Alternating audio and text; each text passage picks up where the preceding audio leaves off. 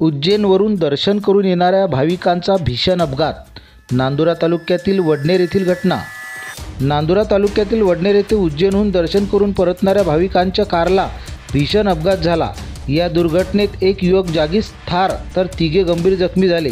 ही घटना दिनांक 28 जानेवारी रोजी पहाटे 5 वाजता घडली.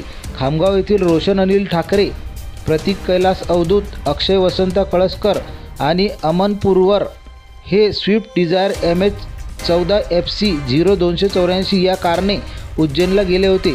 दर्शन करून परतत असताना वडनेर येथे चालकाचे नियंत्रण सुटल्याने कार समोर जात असलेल्या ट्रकला धडकली. अपघातात रोशन अनिल ठाकरे वय 22 वर्षे, राहणार रुक्मिणीनगर खामगाव याचा जागीच मृत्यू झाला. प्रतीक अवधूत, अक्षय कळसकर आणि अमन पुरवार हे गंभीर जखमी झाले. अपघातानंतर ओम साई फाउंडेशनच्या पथकासह नांदुरा पोलीस घटनास्थळी पोहोचले. त्यांनी जखमींना तातडीने रुग्णालयात हलवले. पुढील उपचारासाठी त्यांना अकोला येथे हलवण्यात आले आहे.